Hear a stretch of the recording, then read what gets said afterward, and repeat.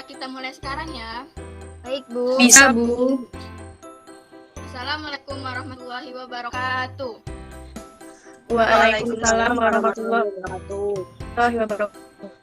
Selamat pagi semuanya. Bagaimana kabar kalian? Alhamdulillah baik. Alhamdulillah sehat, Bu. Alhamdulillah kalau begitu. Sebelum memulai pembelajaran pada pagi hari ini, mari kita awali dengan berdoa terlebih dahulu. Ibu minta kepada Mbak Anggi yang pimpin doa pada pagi hari ini. Silakan Mbak Anggi dipimpin doanya.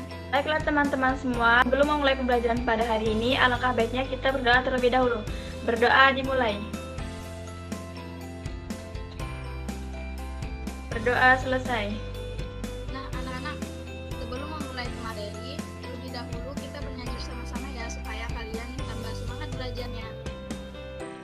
Baik, Bu. Baik, Bu. Nusa, satu bangsa, satu bahasa kita. Tanah pasti jaya untuk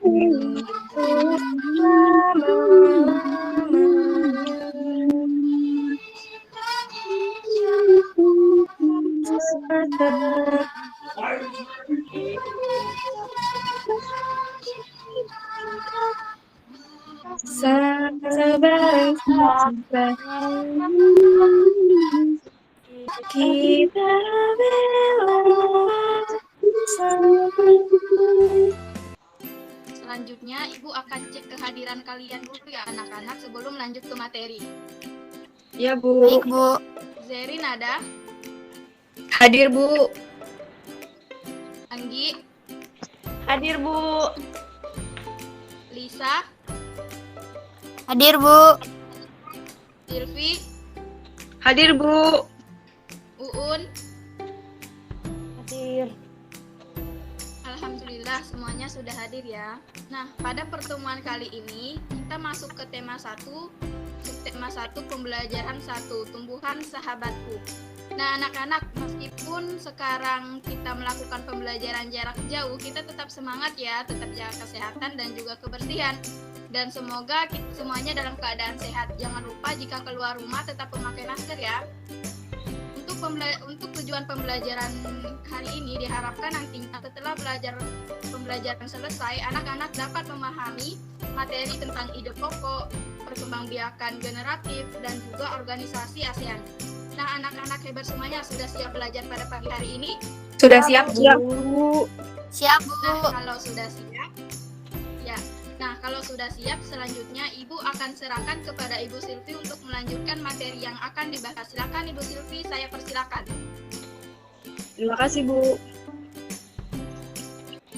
Baiklah anak-anak, muatan pembelajaran yang pertama adalah pembelajaran bahasa Indonesia. Di sini kita akan belajar mengenai ide pokok. Di antara kalian ada yang tahu tidak apa yang dimaksud dengan ide pokok? Tidak, Bu. Tidak, Bu. Baiklah, jika kalian belum tahu, hari ini kita akan belajar mengenai ide pokok dan cara menentukan ide pokok dalam sebuah paragraf. Sekarang, Ibu akan menjelaskan tentang ide pokok terlebih dahulu. Ide pokok paragraf adalah ide inti atau pokok permasalahan yang terdapat pada sebuah paragraf. Ide pokok juga dikenal dengan gagasan utama dan menjadi dasar pengembangan suatu paragraf. Biasanya, ide pokok atau gagasan utama berada pada kalimat utama suatu paragraf. Adapun kalimat utama suatu paragraf biasanya dapat ditemukan di bagian awal atau paragraf deduktif, atau di bagian akhir atau paragraf induktif. Nah, setelah kalian mendengar penjelasan dari Ibu mengenai ide pokok, sekarang apakah ada yang bisa mengulang lagi apakah itu ide pokok? Saya, Bu. Ya, silakan Anggi. Ide pokok adalah inti atau pokok permasalahan yang terdapat pada sebuah paragraf. Ide pokok juga dikenal dengan nama gagasan utama dan menjadi dasar pengembangan atau pada suatu paragraf. Wah, pintar sekali Anggi. Nah, sekarang Ibu akan menjelaskan materi selanjutnya, yaitu cara menentukan ide pokok dalam sebuah paragraf. Ada beberapa cara untuk menentukan ide pokok dalam sebuah paragraf. Yang pertama, pisahkan kalimat utama dari kalimat khusus. Kalimat utama biasanya akan diikuti atau didahului oleh kalimat khusus. Untuk dapat mengenali sebuah kalimat khusus, kamu dapat memperhatikan salah satu cirinya, yaitu sebuah kalimat yang berisi contoh, bukti, atau cirian khusus, atau rincian khusus. Jika kamu melihat adanya sebuah kalimat dengan ciri tersebut, maka itu adalah kalimat khusus. Setelah itu, pisahkan keduanya, maka kamu akan mendapatkan sebuah ide pokok yang berbentuk kalimat utama. Kedua, membaca dengan saksama. Mungkin ini adalah cara yang paling sederhana, kamu hanya perlu waktu dan sedikit konsentrasi untuk melakukannya. Dengan cara ini, maka kamu dapat menentukan mana yang dapat disebut ide pokok atau yang termasuk kalimat penjelas. Nah, yang ketiga atau yang terakhir, menyimpulkan sebuah paragraf. Ide pokok dapat menentukan sebuah simpulan dari paragraf. Oleh karena itu, dengan membaca sebuah paragraf dan kemudian menyimpulkannya, maka kamu akan mendapatkan sebuah ide pokok.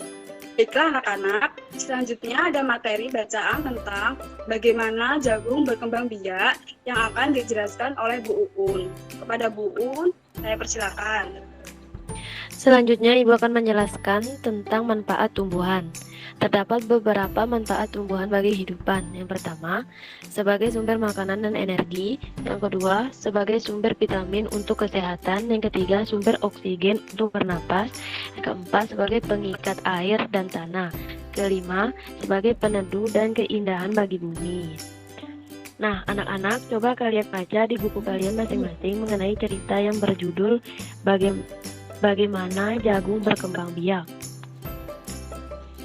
Baik, Bu. Baik, Ibu. Baik, Bu. Sekarang tugas kalian semua adalah menentukan ide pokok dari cerita bagaimana jagung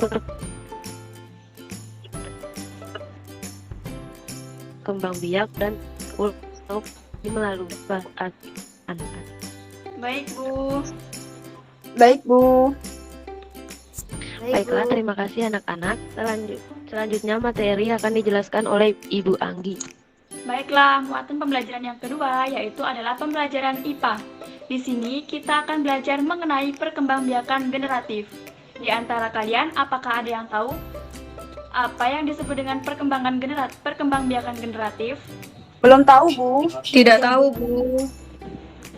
Baik, kalau belum tahu, hari ini kita akan belajar bersama-sama mengenai perkembangbiakan generatif dan bagaimana proses perkembangbiakan generatif. Nah, sebelumnya kita akan mengenal bagian-bagian bunga. Yang pertama ada mahkota, lalu kepala sari, kemudian ada benang sari, kepala putik, bakal biji, tangkai bunga, dasar bunga, dan kelopak. Apakah ada yang bisa mengulang lagi apa saja bagian-bagian dari bunga? Saya, Bu. Ya, silakan Vivi. Bagian-bagian dari bunga, yang pertama ada mahkota, kepala sari, benang sari, kepala putik, bakal biji, tangkai bunga, dasar bunga, dan kelopak, Bu. Wah, hebat sekali, Nak. Nah, perkembangbiakan generatif atau secara kawin itu terjadi melalui proses penyerbukan dan pembuahan. Yang pertama, perkembangbiakan generatif pada tumbuhan diawali dengan penyerbukan, yaitu jatuhnya serbuk sari ke kepala putik. Lalu, tumbuhlah bulu serbuk sari yang menuju ke ruang bakal biji. Kemudian, serbuk sari akan masuk ke ruang bakal biji. Nah, melalui bulu serbuk sari, di bagian ruang bakal biji inilah yang nantinya terjadi pembuahan yang disebut dengan peleburan serbuk sari atau sel kelamin jantan dengan kepala putik atau sel kelamin betina. Selanjutnya, hasil dari pembuahan itu dinamakan dengan zigot. Apa sih zigot itu? Nah, zigot tersebut akan berkembang menjadi sebuah lembaga.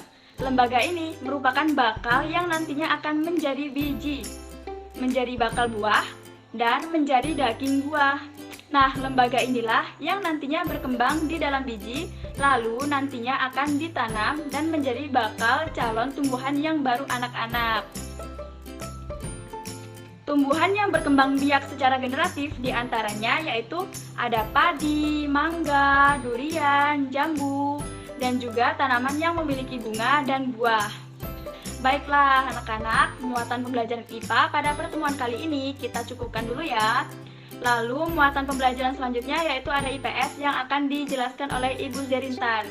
Silakan Ibu Zerintan. Baiklah, yang terakhir ada muatan pembelajaran IPS. Nah, kita akan membahas tentang negara-negara yang bergabung sebagai anggota ASEAN. Jadi, ada 10 negara yang menjadi anggota ASEAN ya anak-anak. Yang pertama ada Thailand, yang kedua Indonesia, yang ketiga Malaysia, yang keempat Filipina, yang keenam Brunei Darussalam, yang ketujuh Vietnam, yang kedelapan Laos, yang kesembilan Myanmar, dan yang terakhir atau yang ke-10 adalah Kamboja.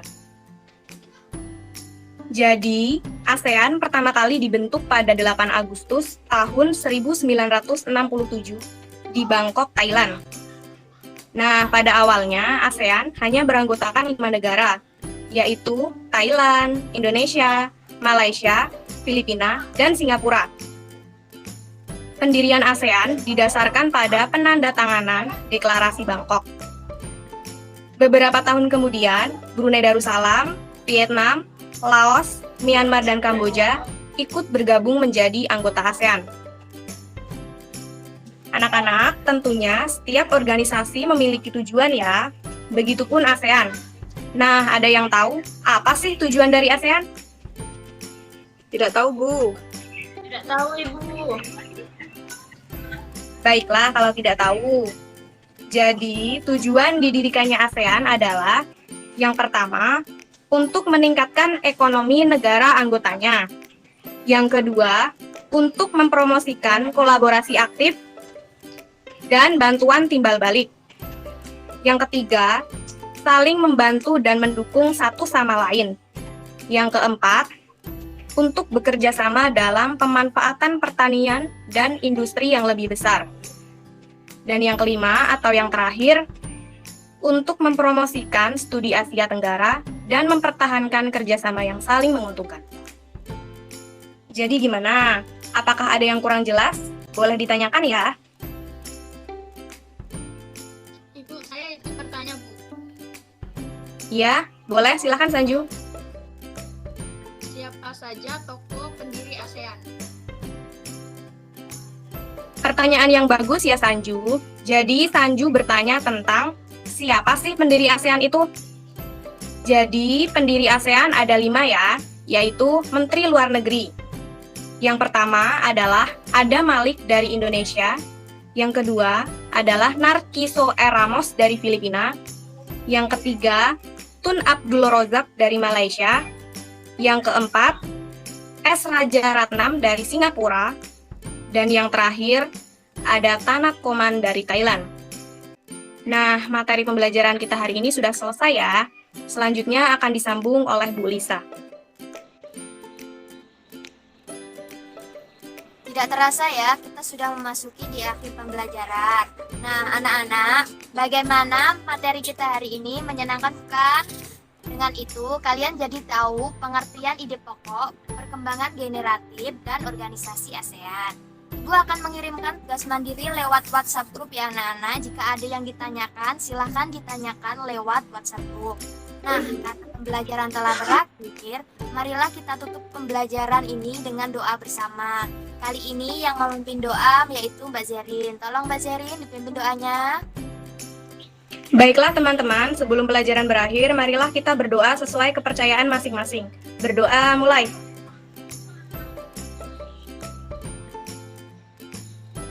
Berdoa selesai. Baiklah anak-anak semua, terima kasih untuk yang sudah hadir pada pertemuan hari ini menggunakan Google Meet.